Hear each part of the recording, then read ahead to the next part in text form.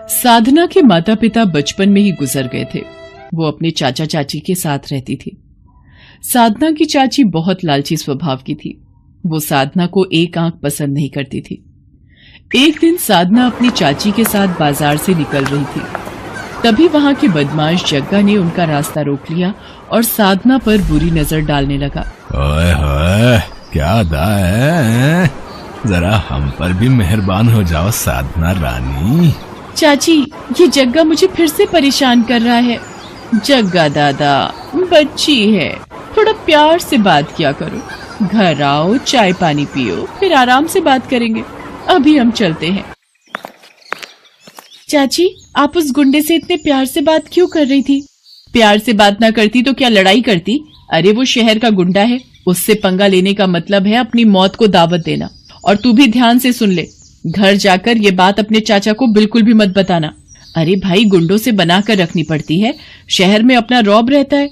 साधना की चाची के मन में न जाने क्या चल रहा था। वो जग्गा दादा से बिल्कुल भी पंगा नहीं लेती थी, बल्कि उसे और बढ़ावा देती थी।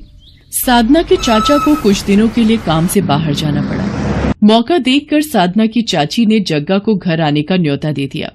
अरे आओ जग्गा दादा, आओ, देखो आज साधना ने अपने हाथों से पूरी पकवान बनाए हैं। चाची ने इस गुंडे को घर बुला लिया। अगर चाचा घर पर होते तो वो कभी भी इस गुंडे को घर में ना घुसने देते। अरे भाई, जिसने बनाया है उसे बुला तो लो, हैं? अपने हाथों से ही मुझे खिला देगी। जग्गा दादा, मजाक करने में भी आप नंबर 1 हो। मैं साधना को अभी बुलाती हूँ। साधना की चाची जबरदस्ती साधना को जग्गा के सामने खड़ा करती है और साधना मन मार कर जग्गा को खाना परोसती है। जग्गा खाना खाकर चला जाता है। साधना अपने कमरे में जाकर फूट फूट कर रोने लगती है। साधना के चाचा को गए 2 दिन बीत गए थे। एक दिन साधना देखती है उसकी चाची ने जग्गा को घर पर बुलाया है और वो जग्गा से कुछ बात कर रही है। जग्गा दादा, चिंता मत करो, साधना के चाचा भी 2 दिन बाद आएंगे। तुम कल ही साधना को उठाकर ले जाओ और याद रहे, ये नोटों की गड्डी देना मत भूलना। उसके बाद तुम साधना का जो मर्जी करो, उसे प्यार करो या उसे बेचो, मुझे तो बस पूरे पैसे चाहिए। ठीक है, मैं कल अपने आदमियों के साथ आऊंगा और इसको पकड़कर यहाँ से दूर ले जाऊंगा। साधना अपनी चाची और जग्गा दादा की बातों को सुनकर घबरा जाती है और वहां से भाग जाती है। साधना के पास थोड़े बहुत पैसे थे जिनसे वो टिकट लेकर एक बस में बैठ जाती है। वो बस शिमला की थी। साधना शिमला पहुंच जाती है। साधना के पास पैसे खत्म हो गए थे। वो इधर उधर भटक रही थी। शिमला जैसे हिल स्टेशन पर साधना बिल्कुल अकेली थी। साधना एक पहाड़ी के रास्ते सड़क पर चल रही थी। अचानक उसकी नजर एक मोमोज की दुकान पर पड़ती है। साधना वहां पहुंचती है और बेहोश हो जाती है। अरे, ये लड़की कौन है? ये तो बेहोश हो गई। इसे दुकान के अंदर लिटा देते हैं। बुजुर्ग व्यक्ति और उसकी पत्नी साधना को दुकान के अंदर ही लिटा देते हैं। कुछ देर बाद साधना को होश आता है और वो अपने बारे में रोते हुए उस बुजुर्ग व्यक्ति और उसकी पत्नी को बताती है। वो बुजुर्ग व्यक्ति शिमला में मोमोज की दुकान चलाता था और अपनी पत्नी के साथ मोमोज बनाकर बेचता था। साधना अपने बारे में बताते हुए रो पड़ती है। रो मत बेटा, जिसका कोई नहीं होता उसका ईश्वर होता है। तुम्हें अब वापस अपने घर जाने की कोई जरूरत नहीं है। तुम हमारे साथ ही रहो, हम तुम्हें अपनी बेटी बनाकर रखेंगे। आपका बहुत बहुत शुक्रिया। आप दोनों ने मेरी इतनी मदद की। एक मेरी चाची जिन्होंने मुझे उस बदमाश के हाथों बेचना चाहा। बाबा, मैं कैसे अपना दुख भूलूंगी। बेटी, वक्त सारे जख्म भर देता है। हमारा भी बेटा बहू के साथ हमें छोड़कर चला गया। हम दोनों बूढ़े पत्नी पत्नी भी हिम्मत हार चुके थे। शिमला जैसे हिल स्टेशन पर हम बिल्कुल अकेले थे। फिर हम दोनों ने ये मोमोज बनाकर बेचने का काम शुरू किया। फिर धीरे धीरे हिम्मत आ गई और हमने एक दूसरे के सहारे जीना सीख लिया। बाबा, मैं भी आपकी मोमोज बनाने के काम में मदद करूंगी। आप मुझे मोमोज बनाना सिखाएंगे ना? हाँ बेटी, मैं तुम्हें मोमोज बनाने जरूर सिखाऊंगा। साधना उन बुजुर्ग पति पत्नी से मोमोज बनाना सीख गई थी। अब वो भी उन्हीं की तरह अच्छे मोमोज बना लेती थी और वो उनकी सहायता भी करती थी। धीरे धीरे वक्त बीतता है। साधना को उन पति पत्नी के पास रहते हुए 1 साल बीत जाता है। साधना ने मोमोज की दुकान पूरी तरह से संभाल ली थी। अब तो उन बुजुर्ग पति पत्नी को भी दुकान की कोई चिंता नहीं रहती थी। साधना ने अपना पिछला सारा दुख भुलाकर अब अपने नए जीवन पर ध्यान देना शुरू कर दिया था। एक दिन साधना मोमोज की दुकान पर ग्राहकों को मोमोज की प्लेट बनाकर दे रही थी। अचानक उसने अखबार में एक इश्तेहार देखा जिसमें उसके चाचा ने साधना की फोटो लगा रखी थी और लिखा था कि साधना, तुम जहां कहीं भी हो मेरे पास वापस लौट आओ, मेरी तबीयत ठीक नहीं है। बाबा, मेरे चाचा की तबीयत बहुत खराब है, वो मुझे बहुत याद कर रहे हैं, मैं अपने चाचा से मिलना चाहती हूँ। बेटी, मैं तुम्हें रोकूंगा नहीं, तुम चाहो तो अपने चाचा से मिलकर वापस आ सकती हो। साधना अपने घर वापस लौटती है, पर घर के बाहर भीड़ लगी हुई देख साधना को पता चलता है कि उसके चाचा अब इस दुनिया में नहीं है। साधना की चाची साधना से लिपटकर बहुत रोती है और उससे अपने किए की माफी मांगती है। साधना, मुझे माफ कर दे, आज तेरे चाचा मेरे कारण इस दुनिया से गए हैं। तेरे चाचा को पता चल गया था कि मैं तुझे जग्गा दादा के हाथों बेचना चाहती थी। तेरे चाचा ने जग्गा को पुलिस के हवाले कर दिया, पर वो तेरी याद में दिन पर दिन बीमार होते चले गए। आज तेरे चाचा मेरे कारण इस दुनिया को छोड़कर गए हैं। मैं ही लालची थी जो पाप करने चली थी। अपने चाचा के गुजर जाने के बाद साधना अपनी चाची को अपने साथ शिमला ले जाती है और फिर से मोमोज बेचने का काम शुरू कर देती है। साधना की चाची उसे ये सब करते देख अपने किए बुरे कर्मों पर रो पड़ती है। रामगढ़ गांव में सुधा अपने बेटे के साथ बहुत ही खुशी से रह रही थी। सुधा को पिज्जा बहुत पसंद था। गौरव बेटा, आज मेरा पिज्जा खाने का बहुत मन कर रहा है, बाजार से जाकर मेरे लिए एक पिज्जा ले आ। ये सुनकर गौरव बोलता है, अरे माँ, बुढ़ापे में पिज्जा भी कोई खाने की चीज है?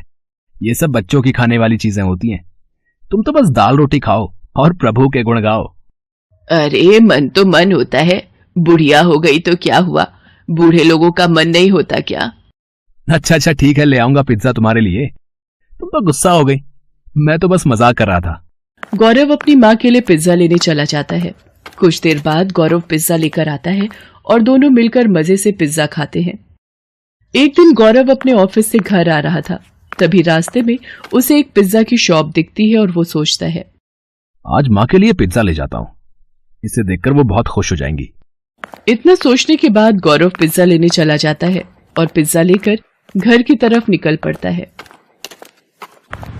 तभी रास्ते में एक कार से उसका एक्सीडेंट हो जाता है। बहुत देर हो जाने पर जब गौरव घर नहीं पहुंचता तो उसकी माँ चिंता में उसे फोन लगाती है, पर गौरव का फोन नहीं लगता। कुछ समय बाद सुधा को एक अनजान नंबर से फोन आता है और गौरव के मरने की खबर मिलती है। ये खबर सुनते ही सुधा के पैरों तले जमीन खिसक जाती है और वो फूट फूट कर रोने लगी और कहती है, हे भगवान, ये अचानक क्या हो गया? मेरे बुढ़ापे का इकलौता सहारा मेरा बेटा ही था, वो भी तूने छीन लिया। अब मैं किसके सहारे जिंदा रहूंगी? उसकी यह हालत देख पड़ोसियों से सांत्वना देकर चले जाते हैं। सुधा अपने बेटे की चिता को जला देती है। अब वो बिल्कुल अकेली हो जाती है। वो गौरव की बातों को याद करके रोती रहती थी। बेटे के मर जाने के बाद सुधा के घर की हालत बिगड़ने लगी थी। उसके पास खाने के लिए कुछ नहीं बचा था।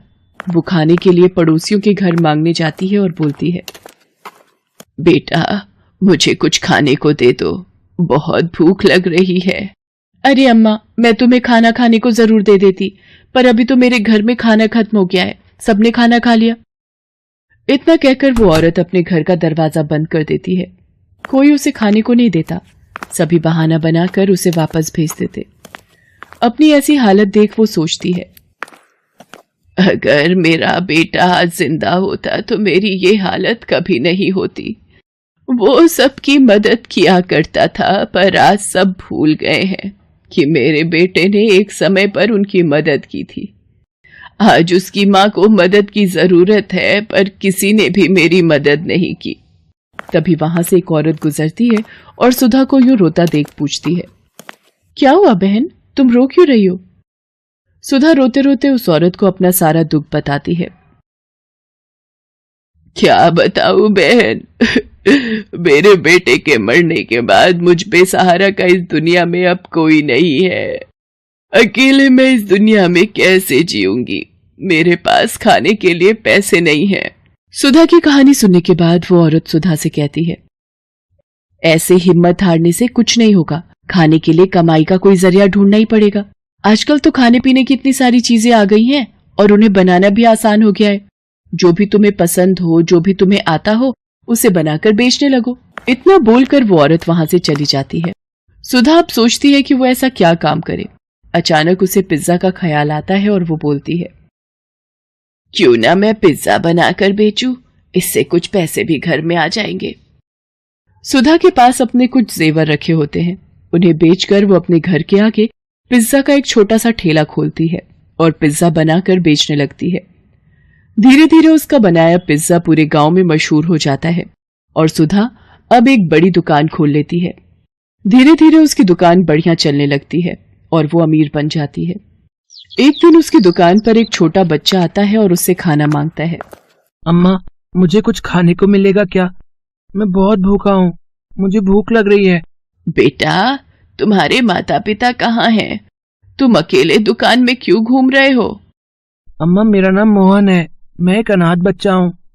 मेरे माता पिता अब इस दुनिया में नहीं है। हाँ हाँ, जरूर खाने को मिलेगा। तुम जो खाना चाहो वो खा सकते हो।